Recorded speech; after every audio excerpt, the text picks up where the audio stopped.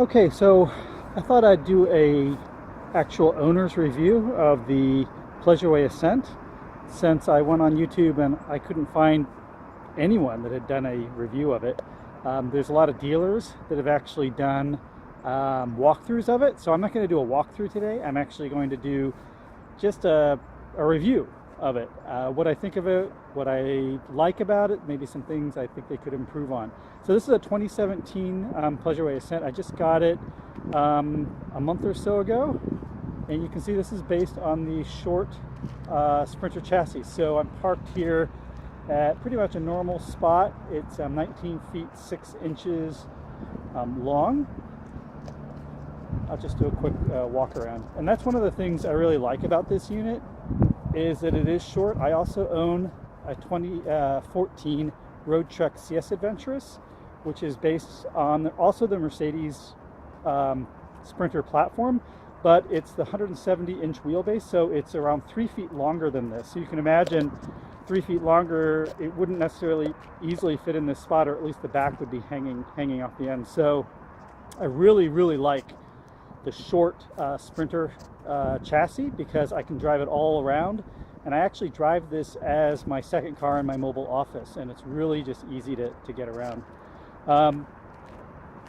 A quick note, I looked at both the ProMaster and the Sprinter chassis before I decided on the Sprinter, and the main reason why is of the safety features that the Sprinter has that the ProMaster doesn't. So almost, I think, all the new Sprinters, and maybe Winnebago doesn't have them, but certainly all the Pleasure Way ones do, have the advanced safety features. So there, down here is the collision detection sensor here, so it can tell if you're getting too close, approaching too fast the car in front of you. It'll warn you about that.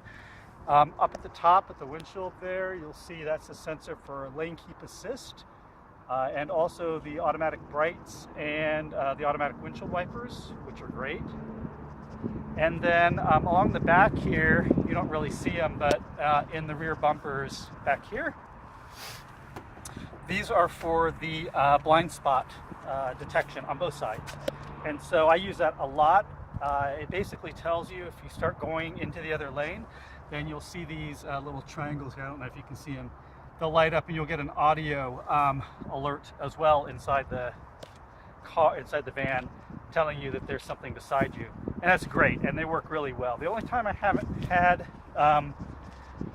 the collision detection work is it was a bad snowstorm when I got it in February, and there was a bunch of snow and ice covering it, so it automatically shut off. But other than that, it's been great. This also has the Crosswind Assist, which is new, and that's kicked in quite a few times. It's been windy here in the spring. I'm in Quebec, and driving around on the highway, there were some really big gusts of wind, and you can definitely feel it. The control system will kick in. It'll actually use the anti-braking system to apply brakes on certain wheels to make sure that you don't blow out of your lane. And then it'll display a little message on the dash telling you that Crosswind Assist was activated. So it's pretty cool. You can't see at the top, but that's the wind guard antenna, which is great. It's got 2 solar panels at the top, and then it's got the air conditioning unit in the back. Let's step in now and take a look on the inside. One thing I like about the Pleasure Ways, and my Road Trek didn't have this, is the legless awning. So this is the new awning. I only have it partially out right now, but it's got the LED lights in, but it's a legless awning. So normally you'll have attachments that go here and along the back over here, and they come out from the top there of the awning, and you got to either stake it into the ground or you attach it to the side of the van, and that's fine. It's a little more work, and then you have to kind of avoid the legs as you're walking around. So this has a legless awning, which is great, and it also has up here, you can't, on the corner there, that black box, that's a wind sensor. And so if there's any type of motion happening because of the wind blowing the awning, then it'll automatically retract. Now, it's good and bad, but one thing I'll say as an owner is I had this out. We were actually doing a little picnic with the family, and it was a gusty day, and we had it out, and a big gust of wind came, and the sensor did go off, and it started retracting the awning.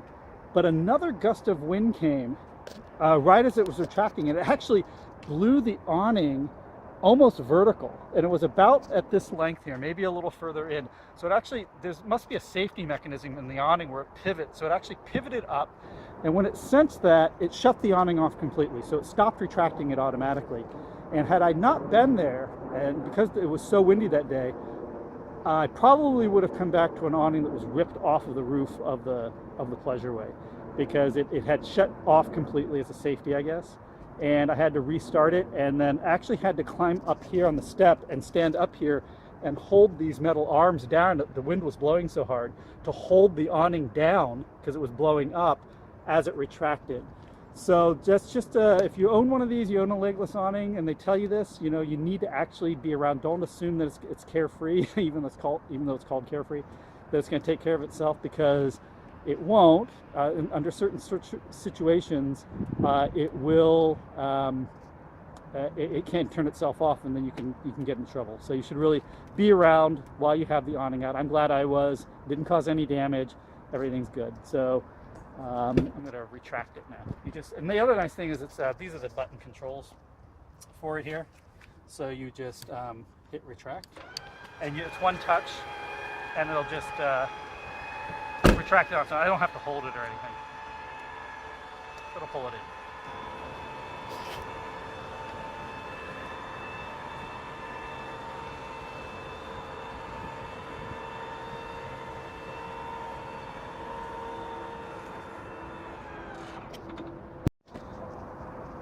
This is the unit with the side door open right now, and I really like how wide open, even though it's short, you know, how wide open the doorway is. You do get a little bit of the kitchen galley coming out. That has to happen because it's such a short unit, but there's plenty of space. This also has a screen package, which is great. You just unzip you unclip it here, and then you zip it down, and then there's these magnets down here. So you see these are magnets here, and it closes in place automatically. It's really nice. My Road Trek didn't have that, and I really wish sometimes on those hot summer days that it did, so you could just have the side door wide open and just have a nice breeze coming in. So this one has it. It's great.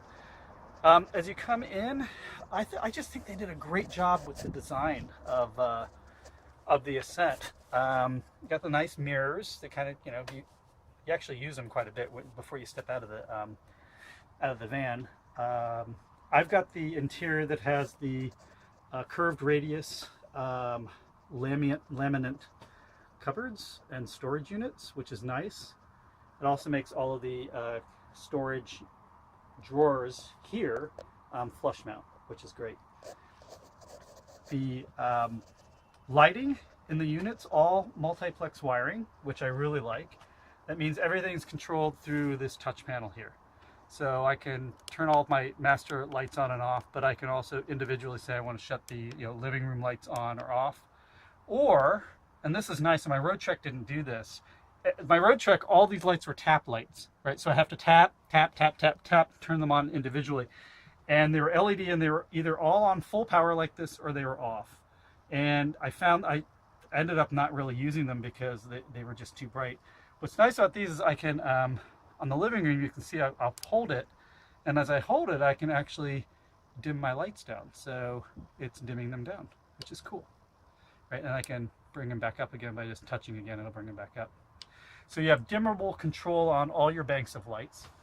And there's even under cabinet lighting as well, which is great, and those are individually controlled as well. So plenty of lights in here. Again, you can get the walkthrough and see how all the components work. So I'm just talking about stuff that I like.